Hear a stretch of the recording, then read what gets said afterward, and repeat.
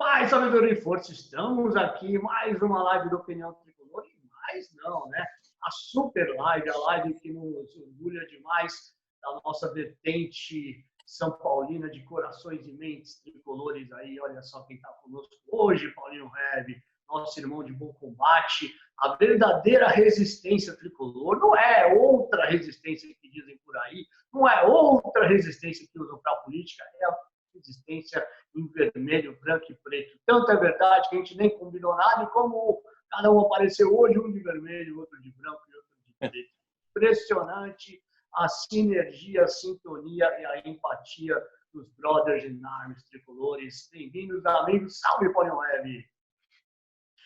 Salve, meu irmão Forte, salve César Filho, meu irmão, grande parceiro São Paulino, como você bem disse, Forte. A sinergia de nós três, abriu o vídeo, primeira imagem, os três começaram a rir, porque vermelho, branco e preto, ninguém combinou, e isso tem sido uma constante durante toda essa jornada que a gente tem caminhado junto, graças a Deus. Seja bem-vindo, César Filho, meu brother.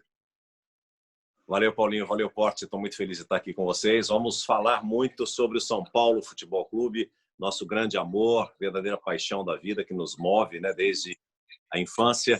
E a gente continua, né, com muitos pontos em comum, mas também querendo sempre o melhor para o São Paulo. A gente fala muito, tem uma geração aí que não vivenciou o que nós acompanhamos o São Paulo, as glórias, os títulos, né, as conquistas e principalmente a essência do São Paulo, que mudou muito nesses últimos anos, e é por isso que a gente é tão chato com relação a querer mudanças e a querer o São Paulo de volta de onde ele nunca deveria ter saído, né? É verdade. Você sabe que em cima desse posicionamento, às vezes acabam até virando certas discussões nas redes sociais, algumas besteiras que poderiam ser evitadas aí, porque é o seguinte, sentimento São Paulino todo mundo tem, galera. A emoção, a pesquisa, muita gente vai pesquisa atrás, tem muito garoto aí de 15, 20 anos que pesquisou o São Paulo de cabo a rabo, que conhece a história tanto quanto quem já viveu isso nos campos, quem tem mais história de títulos para contar e tal. Só que, fazendo uma ilustração para a galera entender, quando a gente quer dizer que vocês não conhecem o São Paulo como nós vivemos, como nós conhecemos, é o seguinte, meu, é igual sexo. Tá? Assim, você pode ver 500 mil filmes pornô, ler livro de Kama Sutra, mas, se você não fizer uma coisa, não vai ser igual, cara. E o futebol é a mesma coisa. Você pode pesquisar, nossa, foi lindo o São Paulo no YouTube, não sei o que e tal. Só que, quem estava lá na arquibancada, quem viveu, quem assistiu à grandeza dos dirigentes, as entrevistas, as taças levantadas, cara, é por isso que a gente luta tanto pelo São Paulo, para que vocês vivam o que a gente viveu, ou seja, para que vocês cheguem junto como nós chegamos, que vocês ainda não chegaram, cara. Vocês são tudo virgem de ver o São Paulo gigante como o São Paulo verdadeiramente é. A gente quer que todo mundo aí, cara, na boa, faça o sexo tricolor igual nós fizemos e fizemos bem pra caramba, né, pessoal? Né, Cezão? É assim, Paulinho, é claro que existem diferenças de gerações, mas eu cresci com meu pai falando de Bauer, Rui Noronha, Canhoteiro, Roberto Dias, só que meu pai viu outras gerações também, com Pedro Rocha, como Paulinho viu, como eu também, Valdir Pérez, Nelsinho, Paranhos, Arlindo e Gilberto, Chicão e Pedro Rocha, até por isso Serginho e Zé Carlos, que foi campeão em 1975. Meu pai viu a geração do Miller, os meninos, os menudos do Morumbi. Então são fases diferentes, gerações diferentes, mas sempre revelando grandes talentos e sempre conquistando títulos. Então, assim, o que a gente não vê mais hoje. Eu sei que o futebol mudou, eu sei que está diferente. Eu tenho um filho nessa idade, de 16 anos, e que ele fica, às vezes, vê um jogador. Para a gente, é um jogador muito mediano, eles já acham que o cara é bom pra caramba. E não é. A gente viu outras situações. Meu pai viu o Gerson também, claro, esqueci de falar do Gerson. Então, assim, são grandes nomes e grandes jogadores que essa geração. Primeiro, porque, assim, a gente tem uma qualidade inferior. Segundo, que os caras não conseguem segurar os meninos mais aqui. Então, o menino começou a despontar, pum, já é vendido. E aí eles acabam vendendo esses garotos, que são as grandes promessas, e depois eles começam a repatriar, principalmente do São Paulo, jogadores acima de 28 anos de idade. Jogadores com 30 anos de idade, com 31 anos de idade, não vão render nenhum tipo. Eu me lembro, sempre meu pai pensava assim, meu pai falava assim, olha, São Paulo contratou tal jogador, e São Paulo vai ganhar muito dinheiro com ele ainda. porque além de ele servir o clube, ele vai se valorizar, o São Paulo vai ser uma grande vitrine e depois vai vender e vai ganhar dinheiro com ele. Hoje o São Paulo é o contrário, o São Paulo só perde dinheiro, ganha com os meninos, mas gasta tudo em jogadores que não vão trazer nenhum outro tipo de rendimento para ele e muito menos títulos. Verdade, Paulinho, e aí? E vão chegar aqui no Brasil, já em final de carreira, com problemas físicos e, infelizmente, vivendo de um passado que não ostenta mais no presente, quando vai jogar bola, quando vai representar o clube. A gente pode ver aí o caso do nosso querido Hernanes. Quem foi o Hernanes na 2006, 2007, 2008, que jogou de bola com esse cara? Saiu, deu a volta ao mundo, se consagrou, voltou de novo, ajudou o São Paulo para não cair em 2016, se não me falha a memória, né, Porte? Você que é mais afeito a números. 2017. 2017. Infelizmente, 2017, bem corrigido. Mas hoje, infelizmente, é um cara que, por mais que se dedique ao São Paulo, e a gente sabe que realmente ele não é baladeiro, ele é um cara que se dedica full time ao São Paulo, é um cara que foi já desde o começo do ano tentando se aprimorar, tentando se condicionar, mas não tem mais o mesmo pique, não tem mais o mesmo vigor físico, a plenitude de saúde para ostentar o São Paulo, como sempre foi. O César falou uma coisa muito legal, que eu lembrei de cara do Careca. O São Paulo, quando trouxe o Careca, já era um monstro sagrado no Guarani. O cara veio para o São Paulo pagou uma grana por ele, São Paulo recuperou o Careca e vendeu o Careca para o Napoli por uma fábula. Nunca vou esquecer disso. Lembra, César? Lembro. É verdade. Então, gente, a gente então, tem muito... Porte, deixa só eu pegar um gancho aqui do Paulinho. Bora lá. É o seguinte, não é só o caso do Hernandes ou de outro jogador que vai para fora, o Daniel Alves. A gente vai falar provavelmente aqui de alguns nomes. E a gente, até porque a gente se conhece há muito tempo, ninguém tem nada contra ninguém aqui, contra nomes, contra nada disso. A gente não tem um lado pessoal, a gente só analisa o lado profissional e do rendimento desse jogador como atleta para benefício do clube, apenas isso. Mas o São Paulo, eu vou fazer uma pergunta aqui para vocês que vocês não vão acreditar. O São Paulo contratou o menino lá, o ponto esquerdo do Flamengo, né? Como é que é o nome dele? O Everton. O Everton. Vocês sabem quanto que já custou o Everton aos cofres do São Paulo Futebol Clube ou não? Eu tenho uma informação privilegiada disso. Diga lá, irmão. Então pode falar, porque eu já imagino que foi uma bala, mas não sei o certo número. Mas é mais do que você imagina. O São Paulo já gastou com esse jogador, contando tudo, juro, pagamento de empréstimo que foi feito com o próprio empresário do atleta, com salários e tudo mais, 41 milhões de reais. Meu Deus. O jogador tem 31 anos de idade. Então, assim, aonde o São Paulo vai recuperar esse dinheiro? Nunca mais. 41 milhões de reais foram gastos apenas com esse único jogador. Jogador que eu estou falando que teve nativa, que jogou alguns jogos, mas que se machucou muito. Sem falar em Michael Suel, se a gente for entrar em outros nomes, então, pelo amor de Deus. Mas esse jogador específico tem uma idade acima. O Trellis foi contratado com 28, 29 anos, tinha marcado 49 gols na carreira. Minha mãe marcou uma gol que ele quando estava viva. Pelo amor de Deus, minha saudosa mãe. Então, com o centroavante, marcar 49 gols, com 28 anos de idade, pelo amor de Deus, não dá.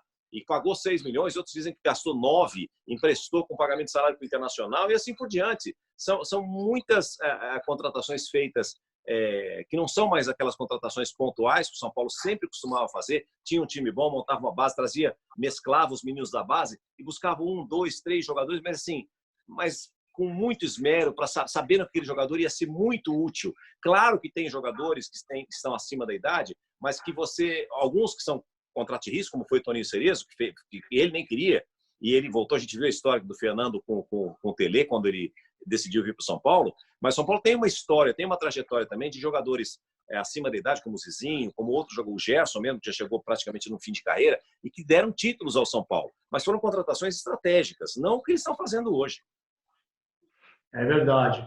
E só lembrando, em cima até do próprio exemplo do Everton, né, gente, que naquele time, Diego Souza, o próprio Nenê, existia a questão do Jusilei, e agora o Hernandes, esse retorno dele, todas essas modalidades de contratação, se fossem cumpridas até o final dos respectivos contratos, iriam girar nessa casa dos 40 milhões aí que o César falou em relação ao Everton. Então é um negócio muito sério. Nós vimos até um relatório a respeito aí de um estimado forte conselheiro de São Paulo, que passou em reunião do São Paulo, em reunião do Conselho, só que passou absolutamente, até usando Enfim, ficou ao passando, passou ao passando. Impressionante a letargia de número de cifras, de orçamentos suplementados, de empréstimos sobre empréstimos. O São Paulo não paga mais dívida, o São Paulo paga juros da dívida. Exato. Em cima dessa tradição que o São Paulo tem e sempre manteve na história de jogadores mais velhos, mas a gente precisa entender a evolução do tempo no futebol. O Cerezo, já citado pelo César, foi brilhante, foi o melhor jogador de São Paulo e Milan.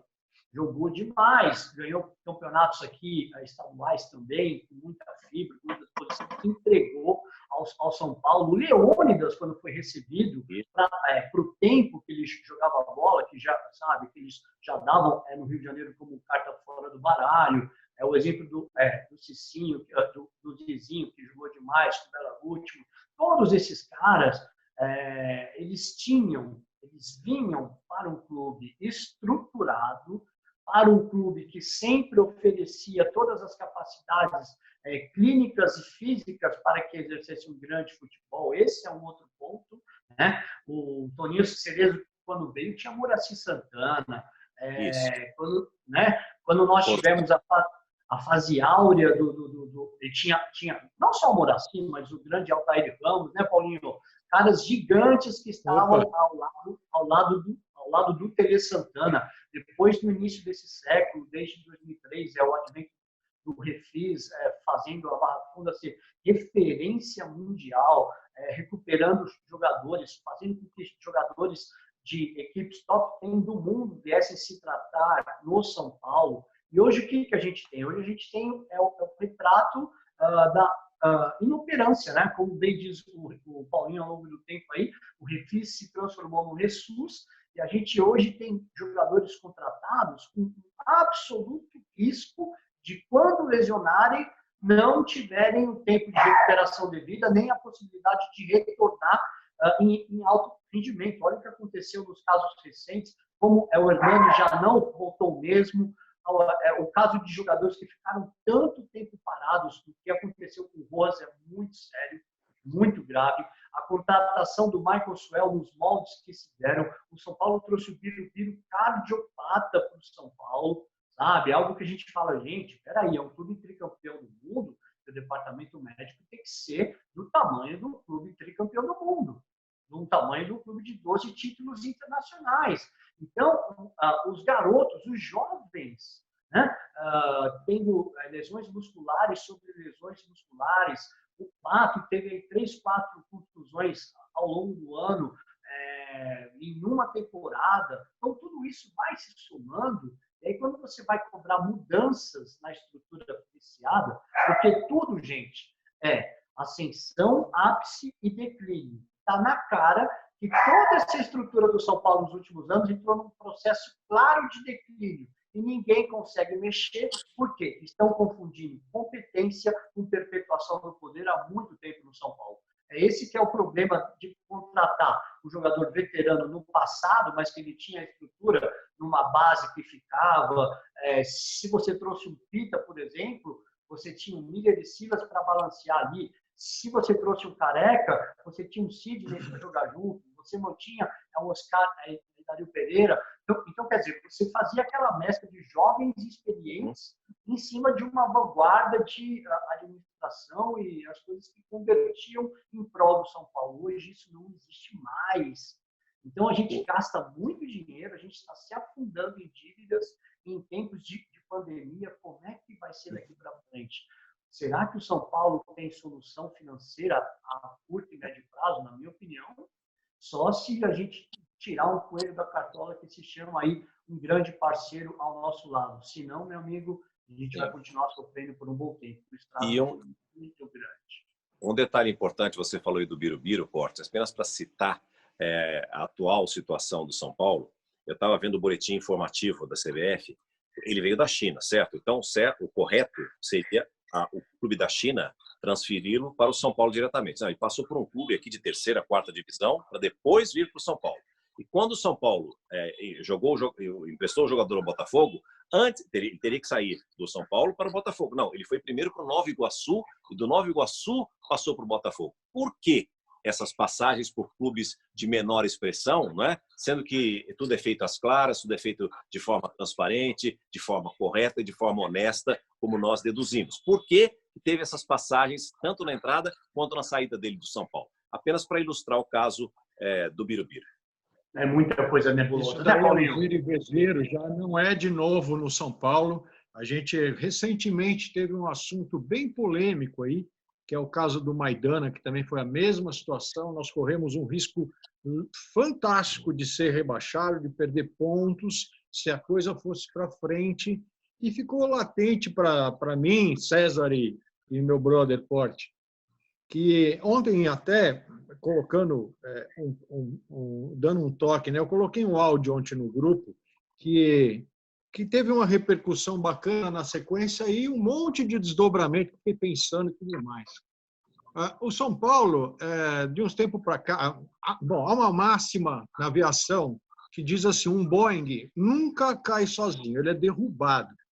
O São Paulo sempre foi, desde os seus primórdios, um dos clubes mais avant-garde que nós tínhamos aqui no Brasil, um clube que sempre foi diferenciado por pessoas e por ideais, pessoas que tinham ideais de realmente manter um clube de primeira linha, de ponta, de tecnologia, de ser um gabarito para todos os outros, e nós sempre fomos assim.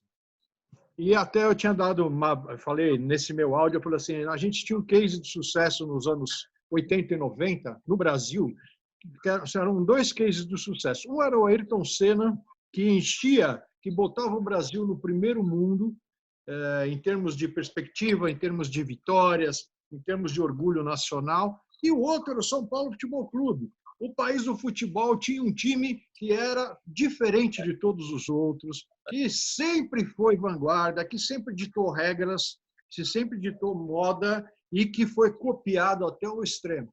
Não havia outro jeito de terminar com essa tecnologia, vamos dizer assim, com esse...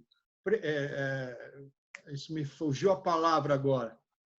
Mas, tipo assim, como se essa liderança precisasse terminar para os outros acontecerem. Porque o São Paulo, se fosse bem dirigido nesses anos seguintes, que a gente começou a ver a perpetuação do poder, não ia ter Flamengo, não ia ter Corinthians, não ia ter Palmeiras com Crefisa, não ia ter protagonismo, eu lembrei a palavra. Tiraram o protagonismo da gente por meio da gente mesmo, implodiram o São Paulo.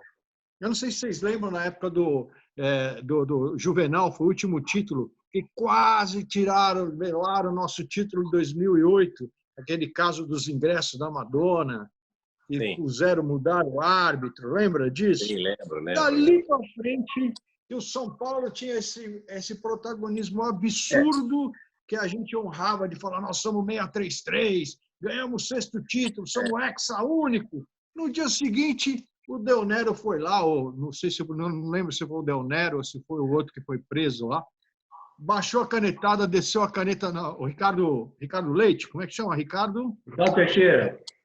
Teixeira, boa. Foi o Ricardo Teixeira, isso aí. O Ricardo Teixeira, numa canetada, fez o JJ calar a boca, porque ele botou o Palmeiras já com 9 títulos na frente, com 2 títulos de Copa do Brasil, sendo como nacional. E numa canetada, num zap dele ali, num fax dele, ele transformou o jogo para acabar com a nossa hegemonia.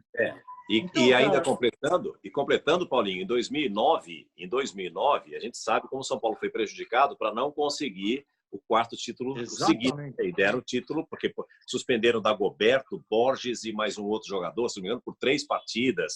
Fizeram de tudo para o São Paulo não ser até 2009, lembra?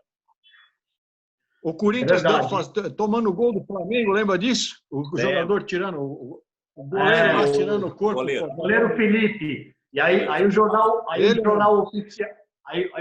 oficial do clube ainda... oficial não, mas a imprensa lá, que era mais vista lá no rival sem cor, dizendo no dia seguinte, doce derrota, lamentável, né? Mas naqueles tempos já estava começando a prevalecer a política daquilo que a gente vem combatendo há tantos anos no Brasil. O privilégio de um presidente para o clube de futebol, que anos mais tarde se converteria nesse estádio absolutamente impagável, e a potência que fez implodir o Clube dos 13, que fez a Globo pagar mais para os caras que todo mundo, que transformou diversos projetos pessoais de um presidente torcedor em prol do clube. Então, a conta acabou chegando, porque agora os caras não têm como pagar e eles saíram do poder, mas o fato é que usufruíram demais isso, colheram muitos frutos em duas linhas de frente. A primeira delas é ter a absoluta cobertura política para tudo. Por exemplo, você se tornou devedor da Caixa Econômica Federal em parcelas altíssimas mensais. Qual foi a solução durante o governo dos caras? Quem era devedor da Caixa ganhou patrocínio da Caixa. E, além de ganhar uma carência de 17 meses iniciais para pagar as parcelas, ainda recebia dinheiro, dezenas de milhões de reais ao mês, nosso dinheiro, porque não existe dinheiro público, existe dinheiro do contribuinte, galera. Então, todos nós somos iludidos, enganados por esse projeto maligno de poder aí que envolveu o time dos caras lá. E nessa vertente também, a gente acompanhou o São Paulo, que comungava dos mesmos pensamentos, ser atropelado, ser iludido, ser enganado e ainda pagar um belo lanche para os caras. Como a gente viu no caso do Juvenal, ele numa entrevista da ESPN, dizendo que eles mereciam um estádio também. Tudo isso pela idolatria ao ex-presidente presidiário. É lamentável, gente. E até hoje esses frutos estão no Morumbi. Mas a gente vai falar isso numa outra oportunidade. Apenas para fazer aqui uma ilustração em cima do que o Paulinho falou, que o São Paulo sempre foi protagonista, Paulinho. Ele deixou de ser protagonista para ser coadjuvante. A gente precisa estar muito preocupado porque de coadjuvante ele pode passar a fazer papel de figurante. Aí fica complicado. É verdade, César. Muito bem lembrado. Gente, eu queria que vocês comentassem o seguinte, para a gente ser um pouco mais claro aí, né? Em relação a esses números que assustam tanto. Divulgado recentemente aí que o São Paulo tem mais de meio bi de dívidas, né, totais. Informações de bastidores, óbvio, que nós recebemos aí é mais assustador que esse meio bi, mas enfim, e o São Paulo vem com esse déficit pesado, esse déficit do último orçamento.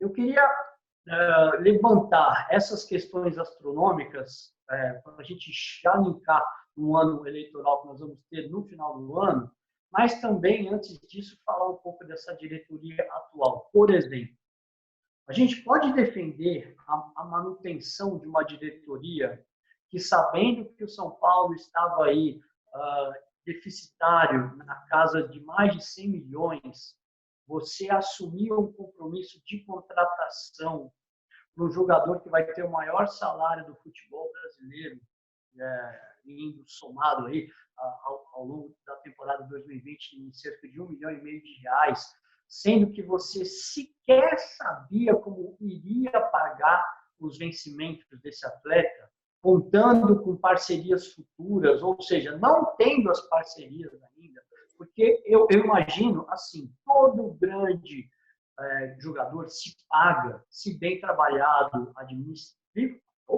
administrativamente, na questão da gestão do marketing e principalmente no relacionamento e interface de sócio-torcedor com o atleta, ou seja, trazendo a massa para o consumo daquele jogador que chega.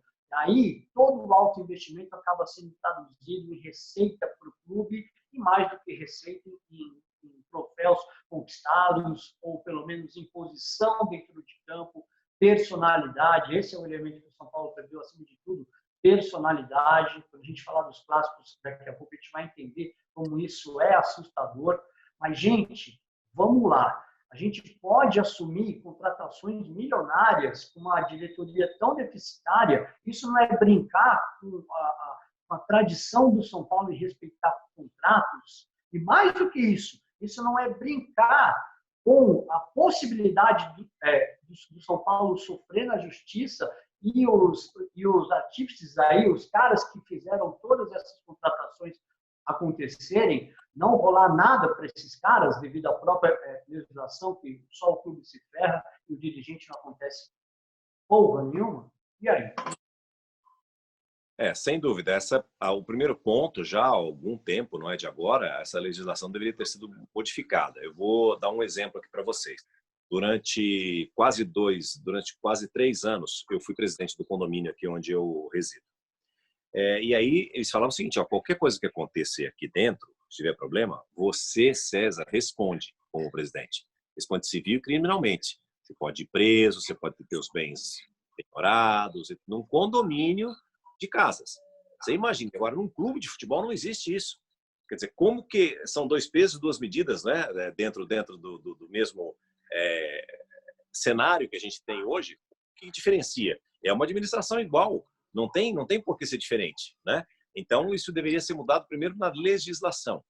O segundo passo é que o São Paulo precisaria ter uma auditoria frequente, que não existe. Nem o Conselho Fiscal consegue trabalhar dentro do São Paulo. Então, como que você permite que isso seja feito se nada é às claras? Como você disse, tem um número oficial, mas tem um número que é revelado nos bastidores, que a dívida pode chegar para praticamente R$1 bilhão. Essa Paulinho, o Porte não falou, mas esse é o número, Paulinho. É quase ou próximo de é o número que eu ia falar bilhão. aqui.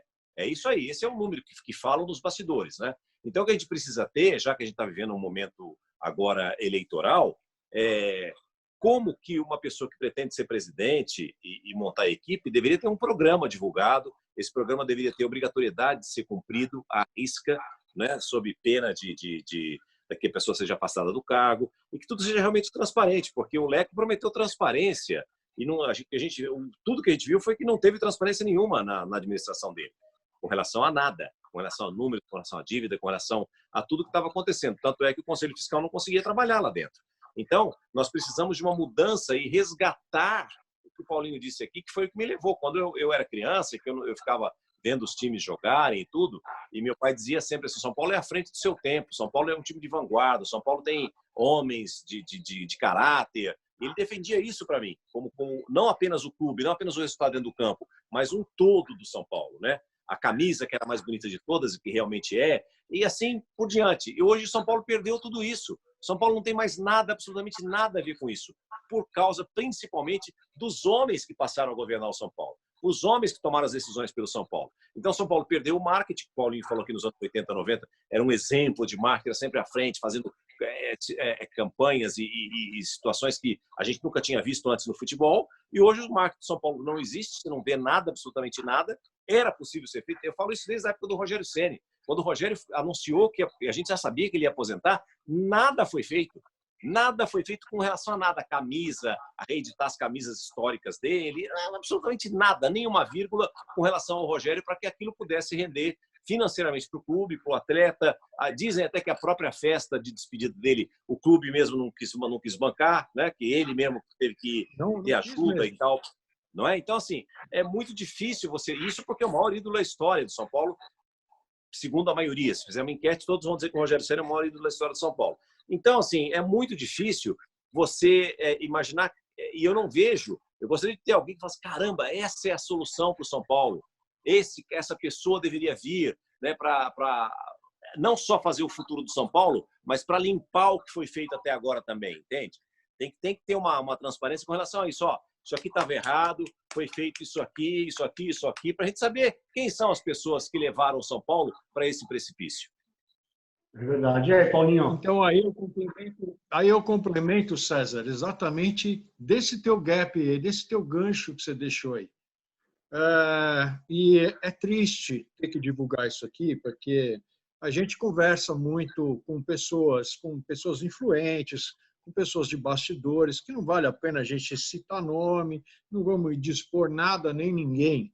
Então, aqui vai um feeling do que eu tenho percebido nas minhas andanças via WhatsApp, que agora ninguém pode se encontrar ao vivo em cores, mas a gente conversa por telefone e fica muito claro uma situação.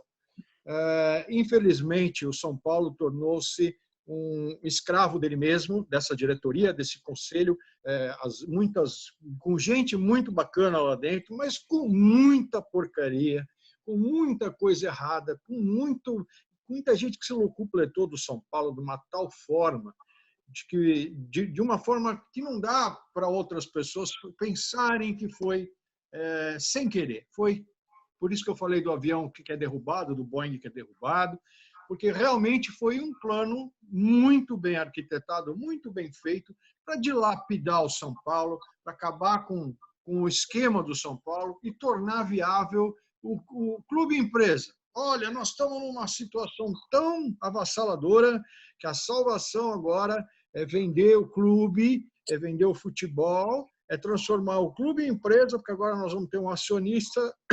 Caso não aconteça isso, nós vamos quebrar, nós vamos falir. Espera só um pouquinho, Paulo, desculpa te interromper. Vamos supor que é um mercado de ações. Quando a empresa está muito bem, a ação vale muito. Mas quando a empresa está em decadência, a ação não vale nada. Então, você está querendo dizer que é isso. Então, o São Paulo custaria barato para quem quisesse comprar agora, é isso? Exato, exatamente, cara. Exatamente. Pensa comigo. Um clube com o nome do São Paulo, com o patrimônio do São Paulo, com o Morumbi nas costas, com o Centro Laudo Natel, com isso, com aquilo, blá, blá, vale uma fortuna incalculável. Então, ele é sólido, ele tem patrimônio. O que ele não tem mais é crédito e liquidez. Então, o que você faz, Luiz? Destrói-se o patrimônio do clube, deixa lá embaixo, torna-se insolvente, tá? E, gente, pelo amor de Deus, nós vamos quebrar, nós vamos falir, nós não temos dinheiro para pagar o piscineiro do clube. Vai fechar essa porcaria, não tem. Vamos virar Corinthians, vamos vir cortar, que a Eletropaulo vai cortar a nossa luz. O que nós vamos fazer? Vende. Aí vai vir aparecer um cara no meio do Salvador da Pátria, que a gente conhece vários, né? No nosso meio está cheio de vários bem-intencionados, que vai propor exatamente o clube empresa. A gente é o Botafogo, é o que está acontecendo. Os caras falam, querem quanto para você herdar essa bucha? Deles? O Botafogo do Rio ou de Ribeirão Preto? É o de Ribeirão Preto. Não, desculpa, do Rio. Do Ribeirão Preto são. Também não tem. Os dois são. E aí, meus queridos? O de Ribeirão levou um lastro, né? Um lastro aí, que a gente tem no Morumbi também hoje. Lastro de sangue, de idolatria. Eita. E aí, linkado a esse mesmo assunto, César e Porte, vem o lance que agora me dói no coração, né? A gente, como o César falou, quero saber quem que fez isso aqui. Não vai ter isso, esqueça.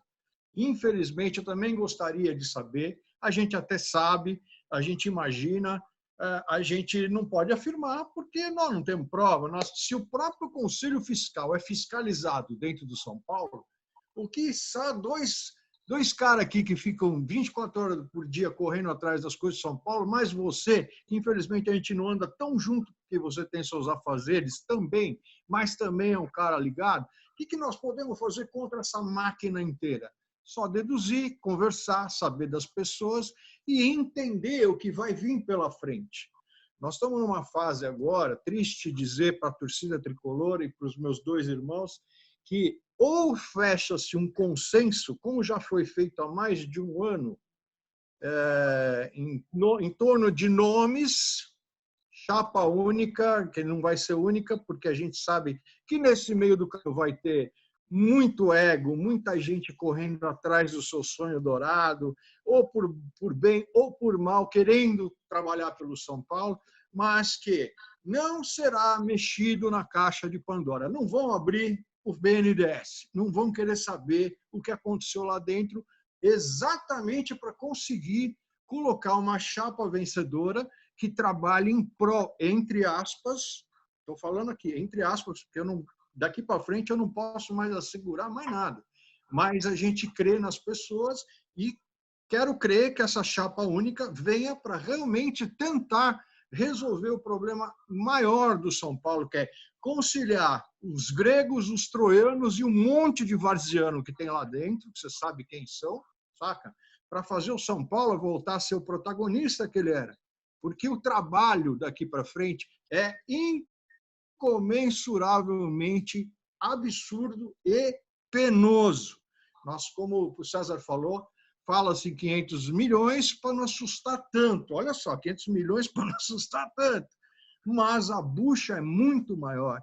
O trabalho que vai ser para pagar esses empréstimos, essas canetadas do seu Leco, esse monte de doideira, tipo, traz que a gente vê como vai fazer e depois não vê porra nenhuma. E ainda pela frente, pega uma pandemia, que se vocês quiserem saber, a minha humilde opinião, foi um bem para o São Paulo ter vindo essa pandemia. Vocês acreditam nisso? Porque os caras iam estar solando em cima e fazendo um monte de absurdo que não estaria, que se não tivesse parado, eles estariam fazendo. Olha o que eu estou dizendo, olha o absurdo, hein? São Paulo precisa da torcida, São Paulo precisa jogar. São Paulo jamais deveria ter entrado em campo contra o Santos, apesar de ter ganho a partida, porque não teve diretoria suficiente para falar: nós vivemos de renda, e sem renda, e sem público, nós não vamos jogar.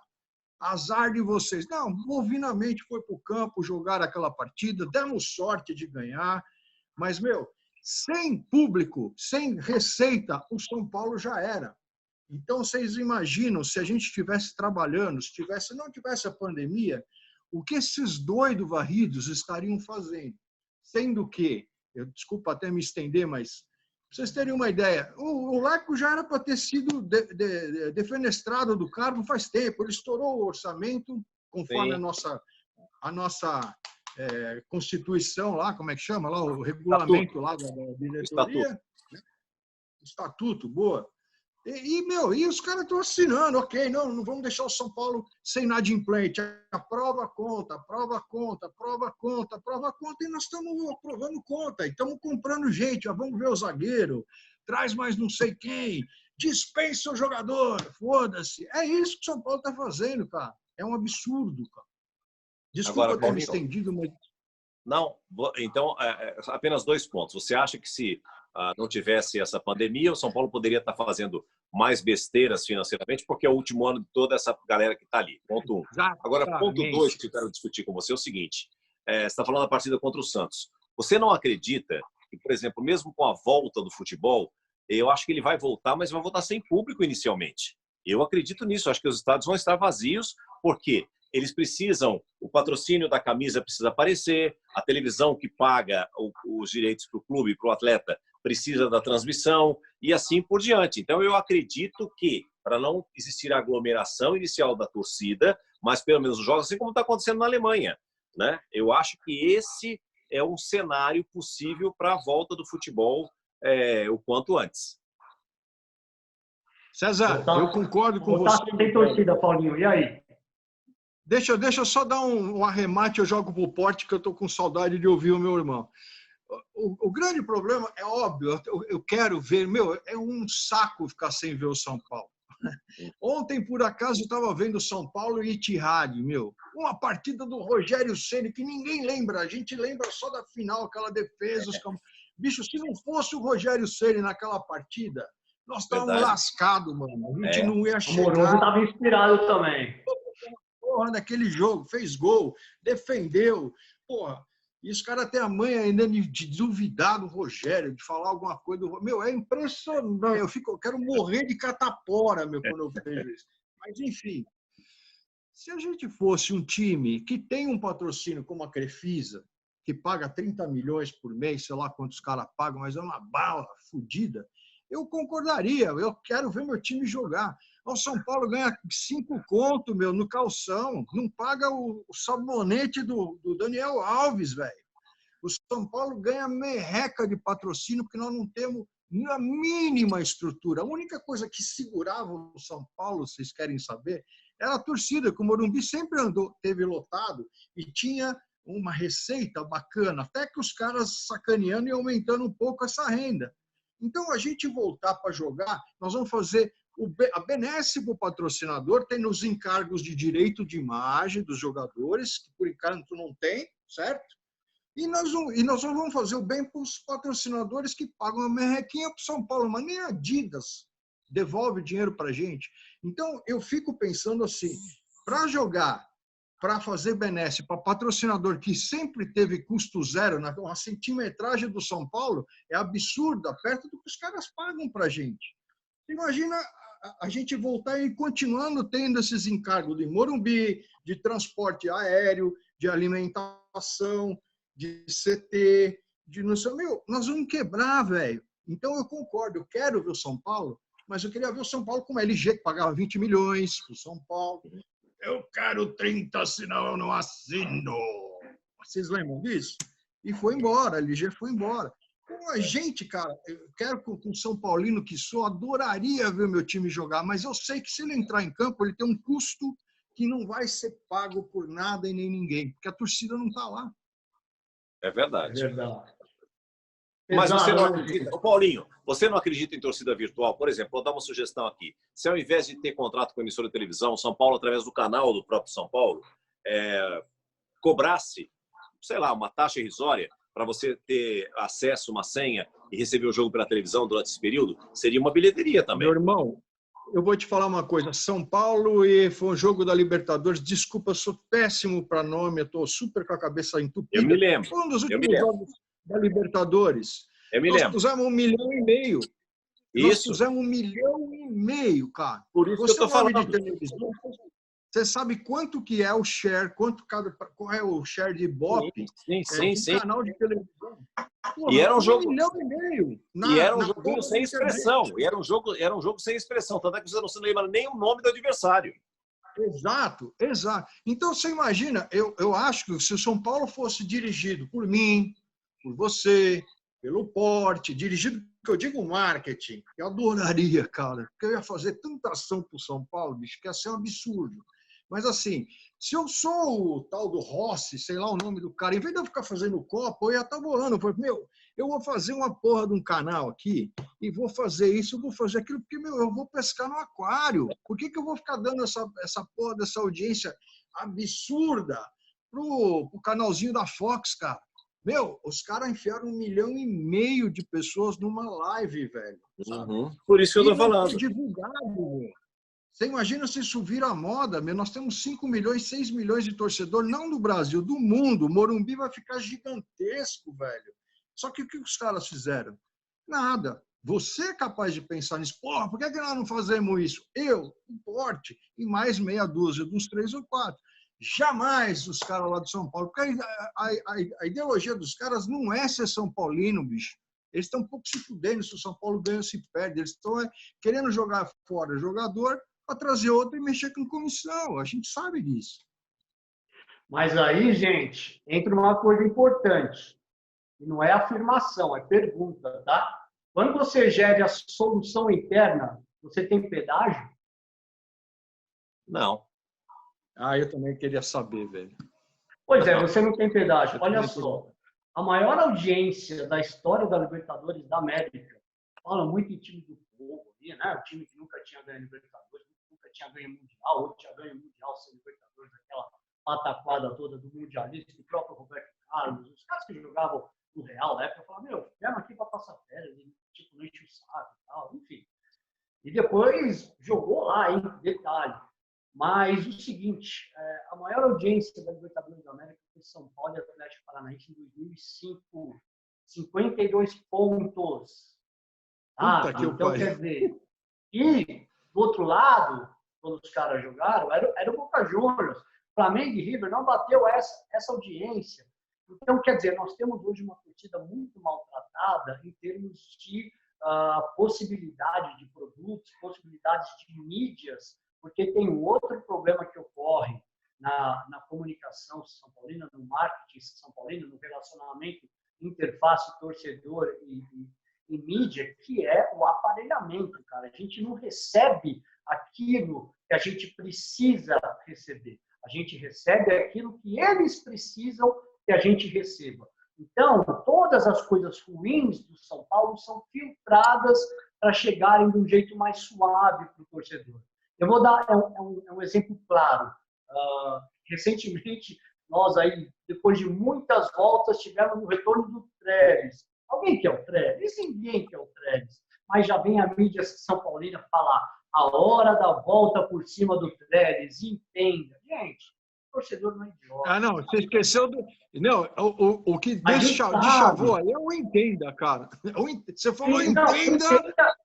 entenda é algo terrível. Agora, sim, diante disso tudo que a gente já falou, e aí a gente faz de novo, é um paralelo com tudo que está acontecendo no nosso país e com o nosso time, se a gente fizer uma pergunta hoje para qualquer brasileiro, você acredita no Congresso Nacional? De cada 10 brasileiros, a gente sabe qual vai ser a resposta de 11. As pessoas não acreditam mais na instituição que está lá para trabalhar por elas.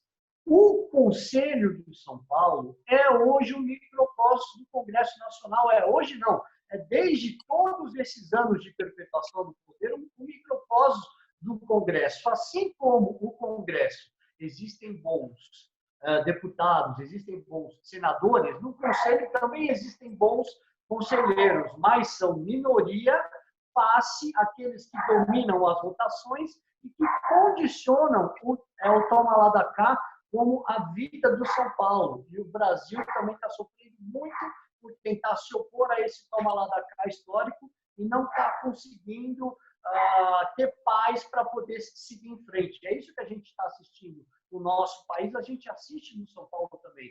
Algo que precisava ser combatido enquanto princípio de ética, de honestidade e de colocar o São Paulo, assim como colocar o país, acima dos interesses pessoais. Mas isso, infelizmente, a gente não vê. Por exemplo, voltando ao caso do Daniel, você acha que o São Paulo, numa situação de honestidade financeira, iria trazer o jogador? Não iria. Não que a gente não quisesse o Daniel. Quem não queria é o Daniel Alves. Todo mundo queria o Daniel Alves. Só que a Europa, ninguém, nenhum clube da Europa assinaria um contrato de 2 ou 3 anos com um atleta de 36 anos para ganhar 1,5 milhão por mês. A realidade dele ter voltado foi essa. Tanto é verdade que o discurso da Copa América dele, onde ele foi muito bem, né? Por sinal, ele jogou muita bola, ele dizia, não é meu plano voltar para o Brasil agora.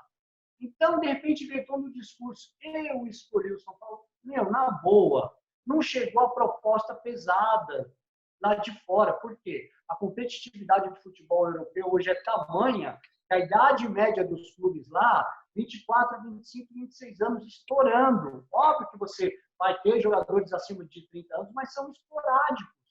Né? E foi o que aconteceu com o Daniel e foi o que aconteceu ao longo dos últimos anos com todos esses jogadores que o São Paulo trouxe acima de 28 anos, que estão onerando demais e que não estão trazendo resultado prático nenhum, salvo o resultado do Hernani salvar o São Paulo em 2017. Mas a gente não precisa só de jogador para salvar, a gente precisa de jogador para ganhar títulos. E essa correlação de investimento, base e jogador consagrado não está dando certo, por quê? É feito pensando não no planejamento, mas na perpetuação do poder, sem oposição que realmente tem um poder fiscalizador dentro do clube, e quem sofre com isso somos nós, porque eles lá dentro, enquanto o salário está alto para muita gente, enquanto a coisa não tem o menor risco de se perder, aquilo que eles vêm conquistando enquanto benefício pessoal ao longo dos últimos anos, não vai mudar. Não adianta que não vai mudar. Eles têm uma maioria que é a casa que, vamos dizer assim, aprova o que eles fazem. Então, quer dizer, o poder do torcedor, o poder do sócio torcedor. A gente não tem, o próprio sócio do São Paulo não tem, é um poder de voto. O sócio torcedor, muito menos. Tudo isso precisa ser mudado para o bem do clube. Agora, vai mudar? Existe chance política de mudar? Assim, é uma coisa que eu pensei, olha só que legal. Imagina se a gente tivesse... vamos fazer isso, César? Vamos fazer isso, Paulinho? Vamos chegar no candidato do São Paulo e falar, beleza, meu, o plano de governo é show de bola. Você vai num cartório, precisa ser nos Estados Unidos, viu? Né, César? Lá não tem, pô, sabe? Aí você vai num cartório, você vai registrar que, se você não cumprir esse plano de governo aqui, você vai renunciar ao seu cargo.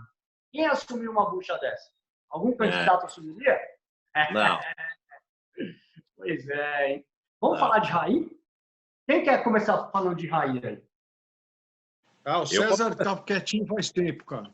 Não. Assim, a gente tem a esperança sempre de que aquela imagem que nós sempre tivemos de um atleta de vitorioso, de identificação com o clube e tudo mais, pudesse também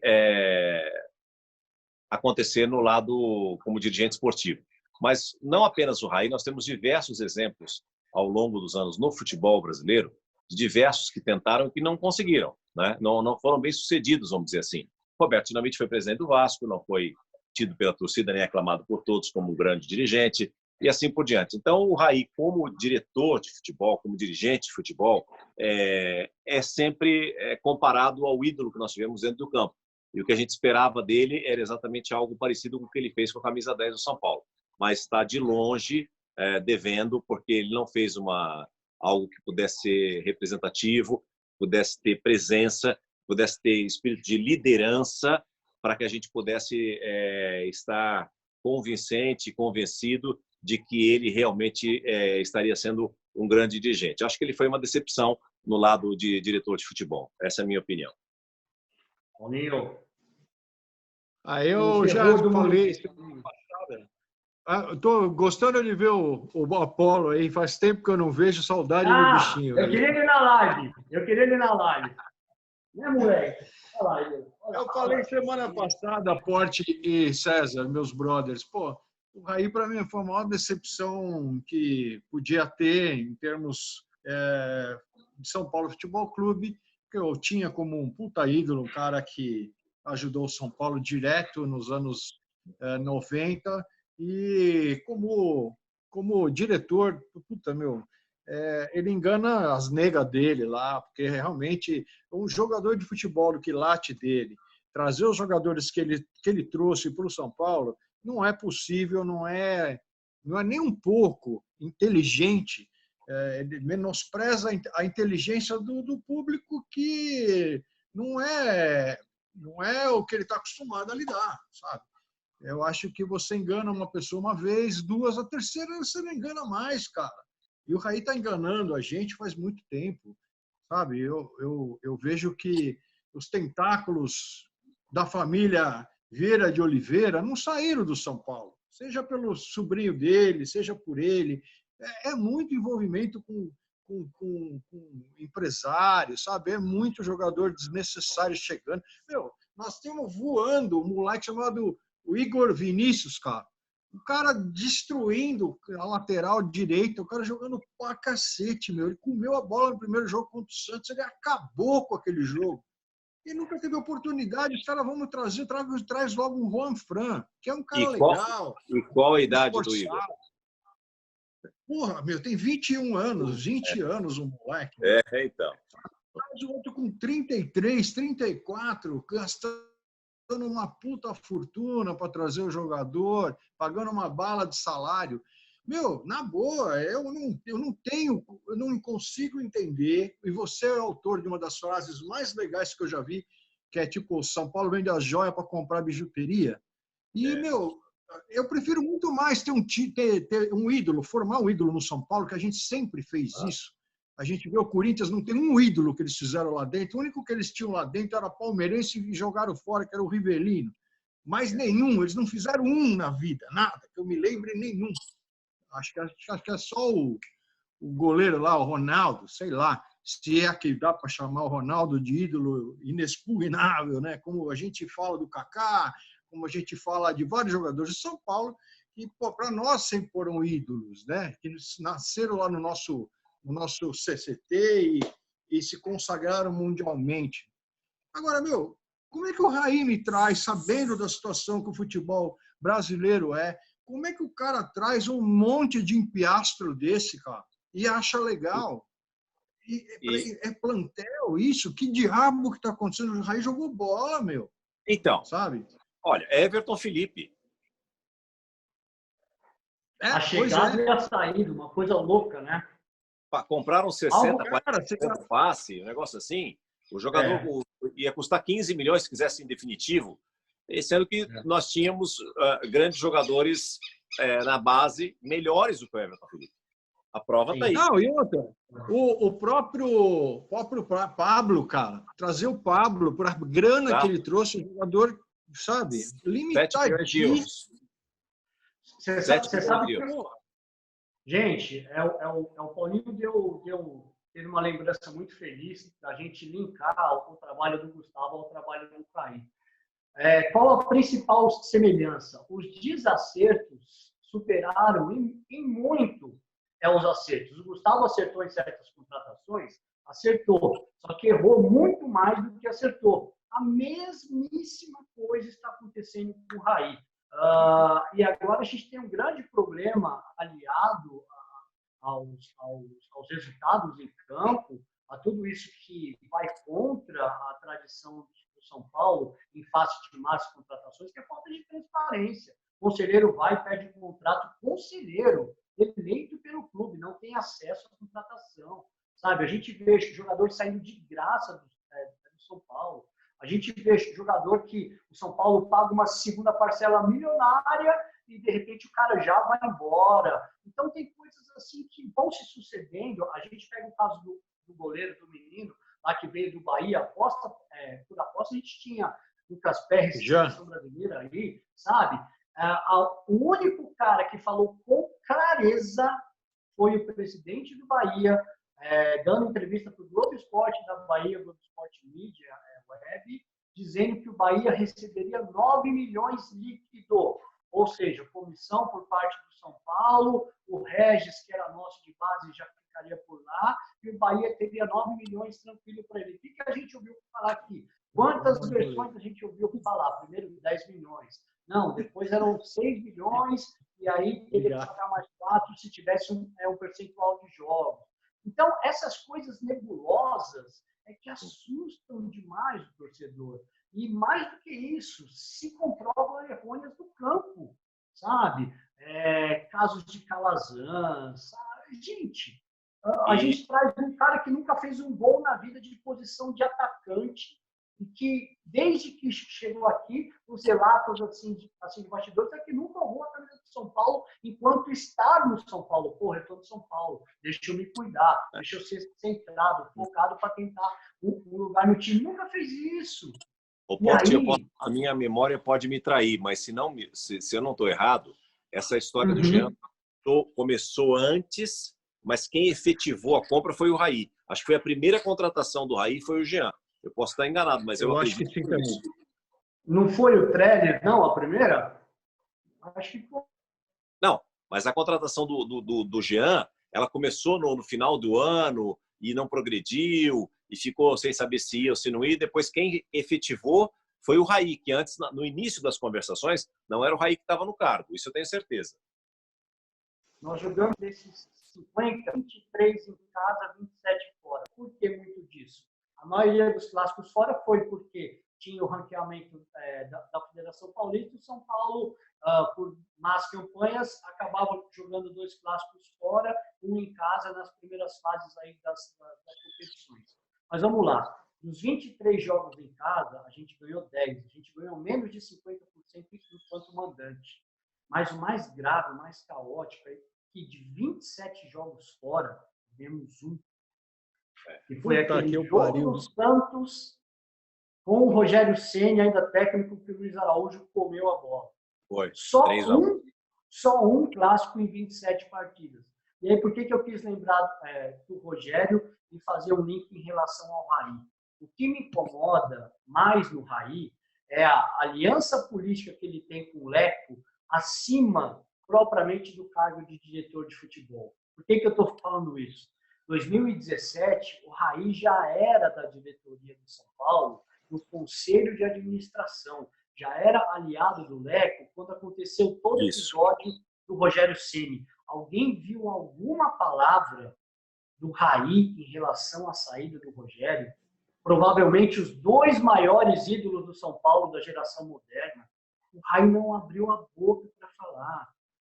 Sabe? E ali eu acho que o corporativismo, pela tradição gigante de ambos no São Paulo, pelo que fizeram no São Paulo, mas esse silêncio do Raí, doeu, esse silêncio do Caí incomodou muito, assim como o silêncio dele em não dar entrevistas, em não ter a interface com o torcedor depois dos jogos, em ter saído pelo vestiário do Palmeiras, segundo a própria imprensa, quando o São Paulo foi derrotado pelo Palmeiras. Então, quer dizer, fugindo de nós. E essa é uma postura que não pode vir jamais, sabe? Nós temos grandes gurus são paulinos que foram dirigentes, Calef João Francisco, Fernando Casal del Rey, o próprio Juvenal Juvencio enquanto diretor, outros saudoso, o querido Márcio Aranha. Então, era a tradição do São Paulino. Moleque, acabou o jogo do São Paulo, a gente tinha entrevista do diretor, isso acabou. E mais do que isso, a gente não sabe o que eles pretendem. Então, por isso que mesmo a gente ainda tendo meio ano de leco pela frente, pós-pandemia, que é um cenário trágico, na minha concepção, o São Paulo não permaneceria com essa diretoria de futebol mais. Eu sei que o que eu estou falando é uma utopia, mas a gente vai estar corroborando por uma história que não vem de hoje. Vem lá já de 2012, 2013, com o início do trabalho do sobrinho, e o tio continuou trazendo péssimos resultados para o São Paulo. E está derrubando o Botafogo também, né? Pois é. Lá tá complexo, gente. Tem uma outra bomba que está rolando aí, que eu não sei se vai se concretizar, para você ver como essa diretoria está pouco se lixando com o patrimônio do clube. Está rolando uma conversa que eu não sei se é verdade ou não, mas a gente tem que ficar ligado, já que já aconteceu com o Militão isso um tempo atrás, né? Estrear jogador e não amarrar os caras no contrato, que eu acho uma loucura. Que o tal do Natel foi 2 vezes pretendido, né? Uma venda de 10 milhões, uma de 15 milhões, São Paulo não topou e pode ser que saia de graça agora no meio do ano para o Corinthians, cara. Olha que legal. O Léo Natel, né? Lamentável. Pois lamentável. Assim, sabe, irmãos, se a gente dividir, se a gente pegar, é uma folha, dividir em 2 colunas, uma folha de papel ofício, vai escrever como nas antigas ali na caneta, não é listinha de computador, não. Os nomes dos erros, cara, a gente vai ter que virar página. A gente vai ter que virar página. São dezenas de contratações erradas do São Paulo. Dezenas. Algo absolutamente inadmissível. Por isso que eu vejo que a curto prazo, a gente bater na mesma tecla, eu acho que a única esperança, o César Caio deve estar retornando, a única esperança que eu tenho, e não é uma esperança por nós, é a esperança que todo mundo está sendo atingido de alguma forma. Sabe? Então, o São Paulo, não é que pode ter alguma chance de alguma coisa por mérito, mas é que todo mundo vai ser extremamente afetado por essa coisa da pandemia, na parte física, na parte financeira. E aí eu te pergunto, um jogador veterano, como é o time do São Paulo, que tem uma perda fisiológica grande de meses, uma perda muscular grande de meses, por mais que você tenha o treino físico em casa, a gente sabe que é futebol em alto rendimento. O que será que eles vão apresentar para a gente? Óbvio que isso é uma questão de força maior, que a gente não pode colocar como fiel da balança, mas o fato é que as causas e consequências de uma má gestão que se perpetuou não poderiam, como até hoje não foram, agraciadas com títulos. E eu não sei como vai ser esse final de 2020, se a gente vai ter, em primeiro lugar, a normalidade do futebol. A gente precisa ver toda essa questão óbvia de saúde em primeiro lugar, vida em primeiro lugar sempre. Mas, em face do retorno, como será que a gente vai conseguir superar todas essas dificuldades que vão se agigantar mais em termos financeiros, em termos do São Paulo honrar salários, honrar compromissos e ter um aproveitamento técnico, físico e tático em campo com jogadores tão veteranos. É difícil, né, Paulinho? O Cezão voltou. Olha, não tenho a menor dúvida do que isso que você está falando. E mais, né, Porte? Aí você começa a ver a molecada, como já quase aconteceu no no começo desse ano, que a gente via um certo zum rolando no CCT, a molecada que comia a bola, que sabia que resolvia os problemas do São Paulo, sendo preterida em detrimento de um monte de cara que jogaram com o nome. Aí os caras chegam e falam, peraí, eu vou ficar aqui, os caras ganham $1 trilhão aqui, eu estou ganhando 20, 30 contos, sei lá, para jogar na base, não vou ser efetivado nunca, eu vou acabar indo embora. O empresário enchendo o saco, com razão, né? Os caras são titulares, ao mesmo tempo não são. O que você pensa? O que você pensaria como jogador? É óbvio, porque lá dentro eles sabem mais do que nós o que está rolando. Se está caindo o cascalho no dia certo, o direito de imagem está sendo pago. Meu, os caras sabem, entendeu? E essa é a minha visão. Teve o caso recente, teve o caso recente do Militão, né? Até hoje, a gente não sabe direito o que aconteceu, né? Ou sabe, né? A gente, assim, quando a gente vê a molecada em si, é tão triste, cara. Eu, por exemplo, eu que era aficionado de ver Taça São Paulo, hoje eu tenho bode, sabe? Porque a gente tinha uma esperança de ver esses meninos brilhando no profissional. Aí o que acontece? David Neres vai embora com 8 jogos, Luiz Araújo 28, Militão não completa 35 partidas, o Antony, sabe, está nessa pegada de já ir embora também. O Igor Gomes, com essa crise financeira, eu duvido que vai ficar. Duvido. Não tem a menor dúvida. Né? O São Paulo vai ter que recorrer à venda do Igor também. E aí o que me deixa mais triste é que, porra, sabe, a gente viu, vocês viram mais do que eu, porque vocês viram o Chulapa surgir no Morumbi, o Muricy, o Serginho, eu já acompanhei junto do Zé, mas a gente viu o Miller, a gente viu o Silas, caras que ficavam 2, 3 anos antes de ir embora. O último exemplo de sucesso, e para ver como reverte em sucesso, foi o São Paulo ter segurado o Lucas. O Lucas se tornou campeão, o nosso último título. Agora, a gente abre mão dos meninos para sempre estar salvando as tragédias financeiras que eles fazem.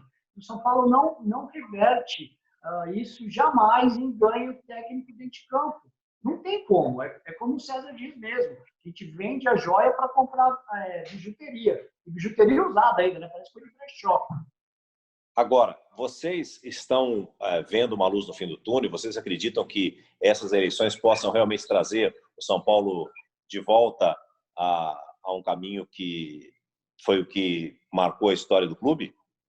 Eu vou passar a bola para o Paulinho primeiro, que a internet está piscando aqui. Acho que eu vou ter que reiniciar o mundo. Espera aí que eu já volto. Manda ver, Paulinho.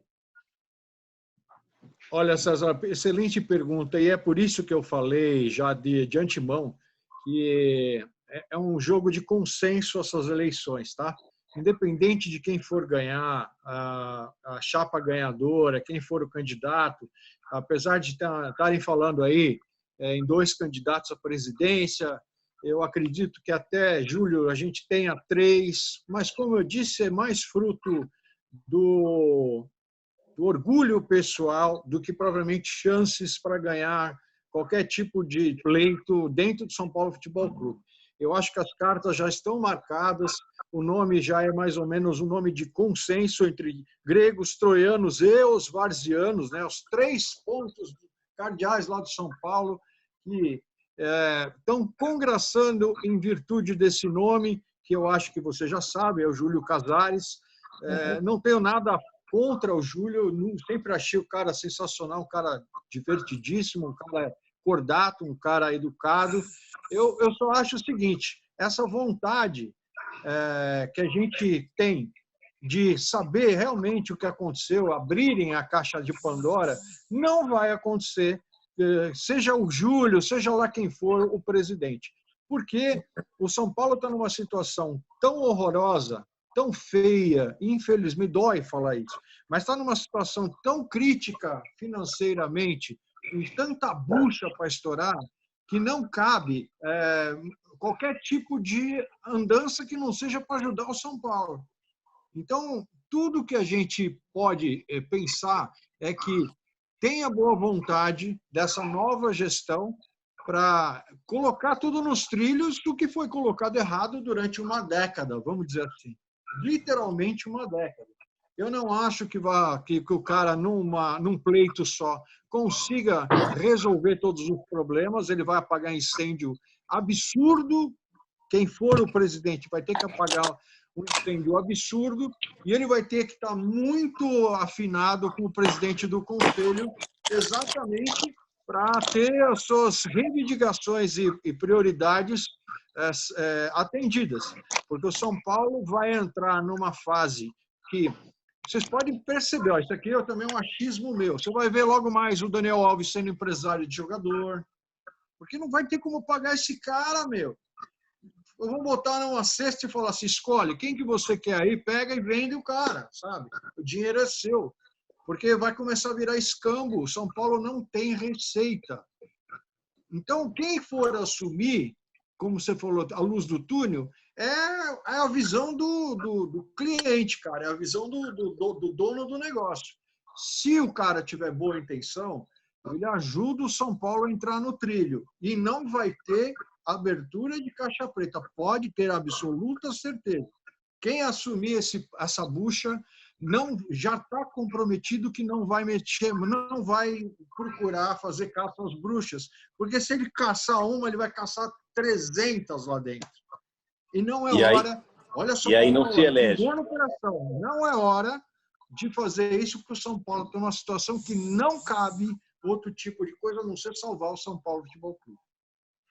É verdade. Cezão, eu vejo da seguinte forma. Primeira coisa, que para ter luz de fim do túnel, o São Paulo precisa tomar algumas medidas muito enérgicas e muito sérias. E esse candidato, esse potencial ganhador, precisa entender isso. Primeira delas, acabar com a gestão de futebol da Barra Funda. Acabar. E quando eu falo gestão de futebol da Barra Funda, eu estou falando de todos os cargos de diretoria e gerência e comandos existentes na Barra Funda, que é hoje a estrutura mais viciada e menos operante em termos de resultado que o São Paulo tem. Então, você precisa zerar departamento médico, o refis ser realmente reestruturado de verdade, preparação física, assessoria de imprensa, muda até a chefia de segurança, não tem que mudar todos os vícios adquiridos que estão dentro da Barra Funda. Disseram esse ano, mais uma vez, tentando ludibriar o torcedor, olha, fizemos uma prometida reforma que a gente queria fazer na parte física. Balela.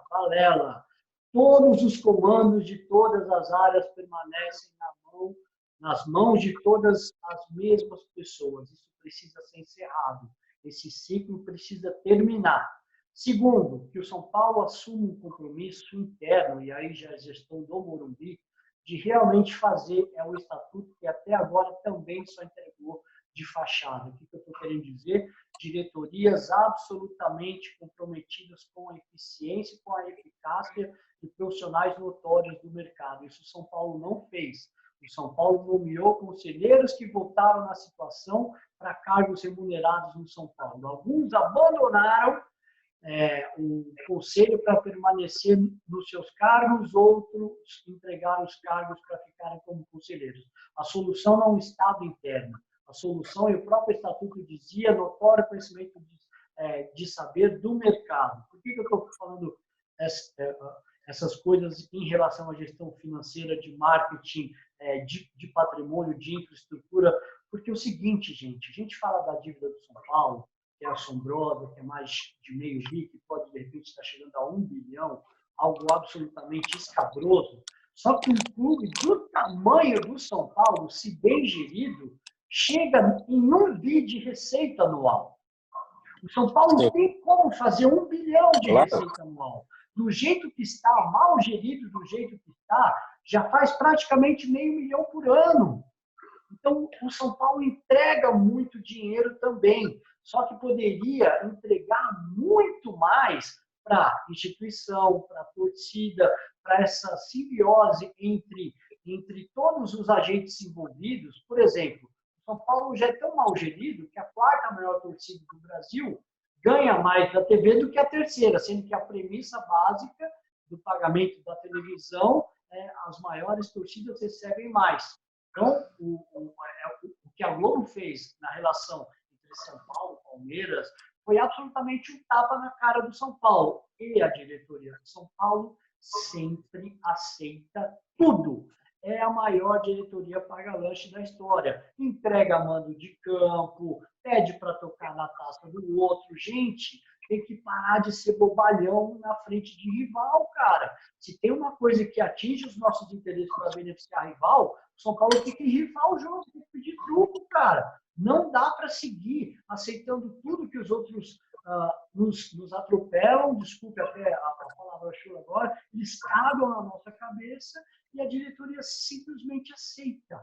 A diretoria simplesmente aceita. Vem o diretor do outro cara, a gente assistiu na final do Campeonato Paulista, no primeiro jogo o cara fez um puta terrorismo em relação à nossa torcida, ninguém questionou um ar de jogar lá no estádio deles.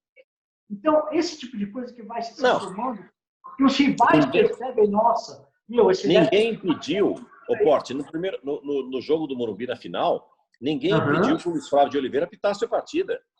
Quer dizer, é um absurdo isso. Não tem bastidores nem de Federação Paulista, nem de CBF, nem de nada.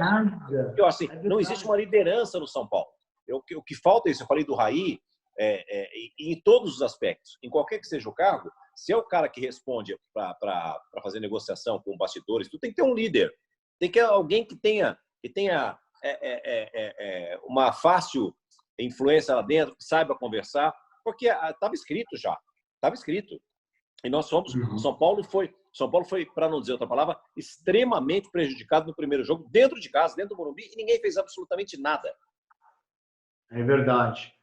Gente, é muito bom. A gente vai falando de tanta coisa, porque vocês estão percebendo aí nessa São Paulo duas legendas tricolores que eu aprendo com esses caras todos os dias. 3! Mas aí vamos falar, assim, acho que para encerrar, né, a gente já está com uma live longa. Aí, né, quanto tempo a gente está no ar já? Eu não sei, sei que me deu uma fome danada. Me deu uma fome danada, eu fui até buscar um lanchinho aqui. Então, assim para a gente encerrar, que o torcedor também quer saber disso, eu já dei um pequeno preâmbulo, mas vamos imaginar um cenário hipotético aí que tudo volte ao normal e aí o São Paulo vá para os campos. Estava relativamente bem no Campeonato Paulista, vem aí Campeonato Brasileiro e sequência de Libertadores.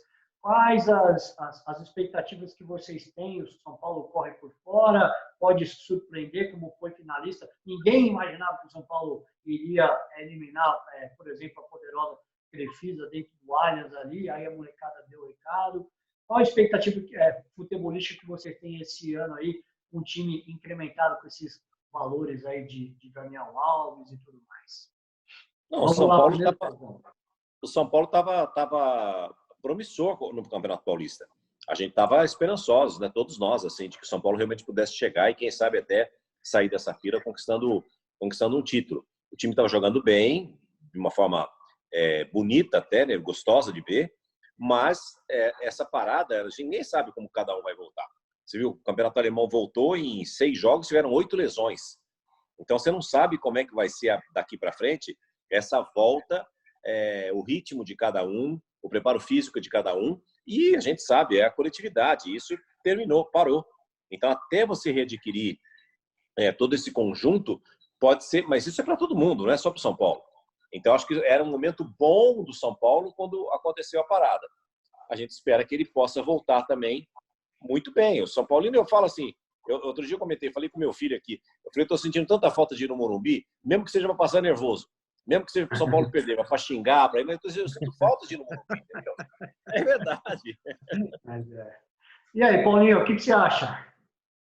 Olha, pelos últimos 2 anos que a gente viu aí, campeonatos sendo parados por causa de competições internacionais, os Cambau a 4, quem estava na frente se ferrou. O próprio São Paulo dançou em 2018, né? Estava jogando pra caramba, aí teve aquela parada, Aí depois o Palmeiras aconteceu a mesma coisa, teve a parada, o time voltou, já era outra coisa. Esse ano o São Paulo estava realmente jogando bem.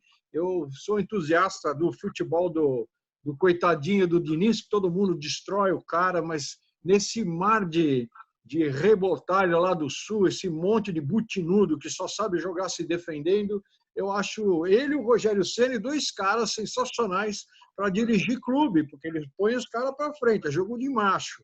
E pela primeira vez na vida desse cara, ele teve um time, ele teve condição de ter um time razoavelmente equilibrado para implantar a filosofia de jogo dele. O São Paulo realmente, como o César falou, estava jogando muito bem, estava dando gosto de ver.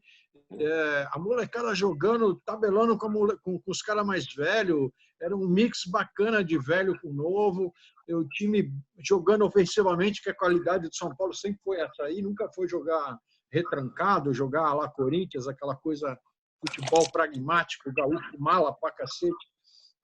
É o que o Porte também volta a falar, nós temos um monte de ancião no time que a gente não sabe como vai se portar quando voltar essa bola aí. Ou os caras voltam, segundo o Hernanes, né, ele até outro dia estava vendo uma coisa de risada, ele estava já se convocando para a seleção brasileira, dizendo que está no ápice da forma dele, que ele merece uma chance. Eu achei engraçado, mas ao mesmo tempo atrevido por parte do Hernanes ter esboçado essa vontade de jogar o marketing pessoal. Realmente ele está falando a real e está se cuidando para cacete, está no ápice da forma dele. A gente não sabe, cara, porque parou para todo mundo perdeu referência, vai voltar do zero, aquele lance de pré-temporada, e não dá para prever.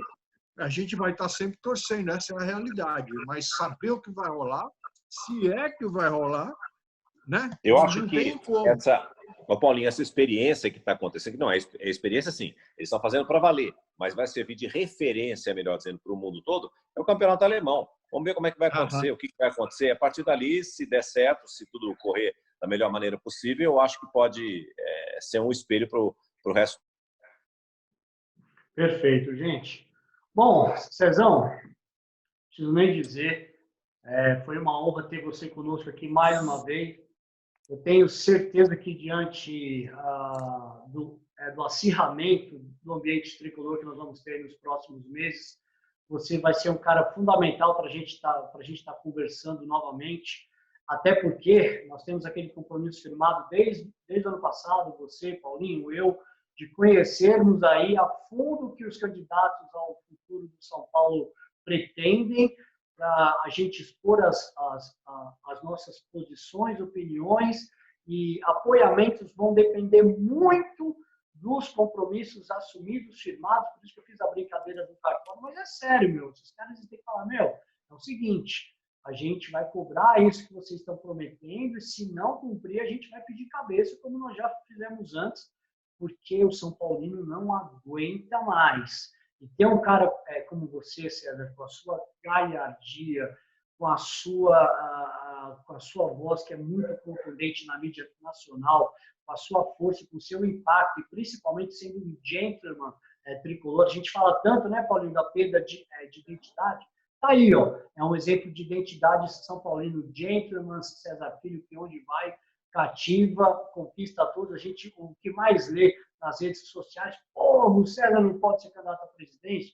Eu falo, pois não pode, não é conselheiro, mas a pessoa, o César Filho, Nossa Senhora, meu Deus do céu, aí ia ser demais, viu, César? Ia ser demais.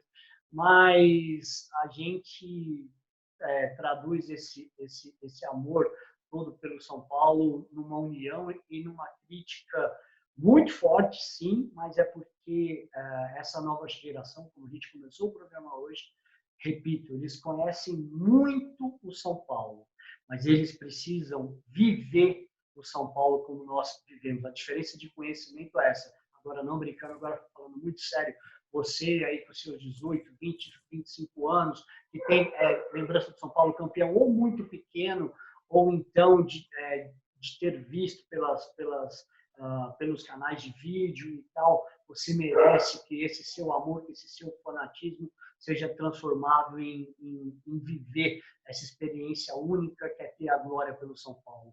Não tem nada igual. O São Paulo, se tem um privilégio, o único alicerce mantido de supremacia porque o São Paulo vai seguir sempre sendo o maior campeão internacional do país e o maior campeão mundial brasileiro. Com tudo isso que aconteceu de mudança do futebol europeu, novo formato de mundial de clubes, a gente vai ter esse orgulho para levar para as nossas futuras gerações. São Paulo, o maior campeão internacional do país. Mas você, jovem São Paulino, merece viver o êxtase que nós tivemos com São Paulo. E César, obrigado por tudo. Você ensina demais a gente. Eu, Paulinho, essa lenda do rock and roll, esse inox aí que cada vez mais está casca grossa. O homem continua, é uma paulada em prol do São Paulo Futebol Clube. Vocês são fodas, mano. Bom, Paulinho, eu espero que vocês estejam aqui no finalzinho. Eu fiquei sem o áudio de vocês. Eu estava fazendo mais a leitura labial. Vocês estão me ouvindo bem aí? Eu estou te ouvindo baixinho. Baixou o seu som, César. Agora melhorou. Eu não estou ouvindo vocês, mas eu sei que... Sim, está baixo. César, o teu áudio deve ter caído. Eu não sei se eu apertei alguma coisa aqui, acho que não, mas parou sozinho. Agora voltou. Fala. Mais 1, 2, 3 aí. Eu acho que voltou. Bom. Ou então, faz o seguinte, Paulinho, enquanto você fala aí, eu vou mandar o zap para o César para ele fazer aquele teste do lado esquerdo. Tá bom? Foi, César? Faz o seguinte, irmão. Você está me ouvindo, Paulinho? Tô. Voltou, César? Então, manda daí que eu vou mandar aquelas instruções para ele aqui pelo WhatsApp. Tá bom? Manda bala aí, Paulinho.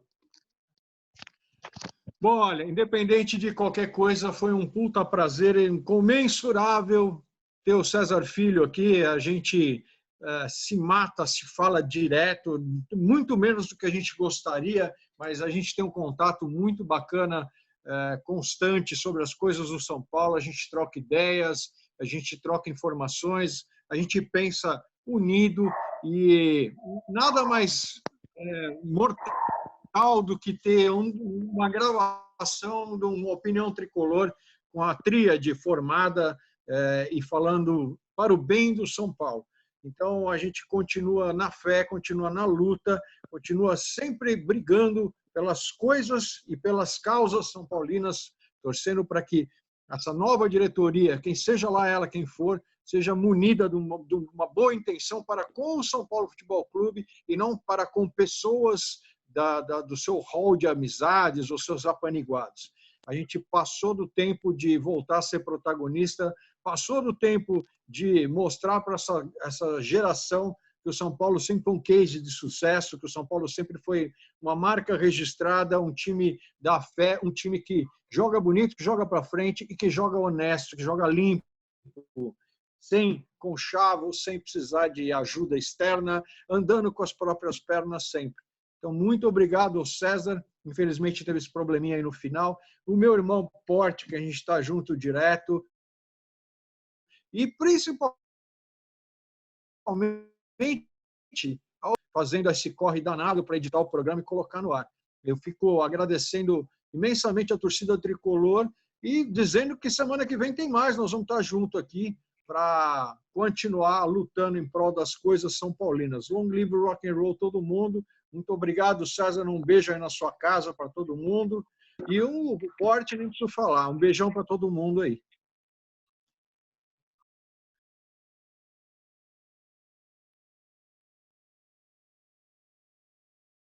O César, eu estou vendo aqui que ele está sem o microfone. O áudio dele está desligado. Agora ligou. Está ouvindo, Cezinha? Faz um teste de som, irmão.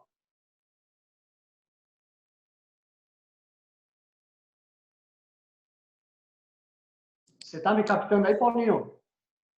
Eu estou te ouvindo, perfeito. Eu estou pegando todo mundo aqui. Beleza. O teu som tá melhor agora, beleza. Agora. Ah lá. Sabe o que foi? Meu Bluetooth estava ligado e conectou alguma coisa aqui. Não sei se minha esposa entrou aqui, alguma coisa aconteceu, meu Bluetooth conectou com alguma outra. Agora eu desliguei o Bluetooth. Era esse o problema. Era o Leco te ligando. Sensacional. César, suas considerações a gente está no final, é isso? Isso, considerações finais. Um beijo para o São Paulino. Bom, o que eu espero é que o São Paulo aproveite essa parada para que possa se reorganizar com tudo que pudesse estar acontecendo de ruim lá dentro do elenco. Por exemplo, o Volpi, que se contundiu, que parece que agora já está bem, já está de volta. É uma segurança que a gente tem no gol do São Paulo, sem dúvida.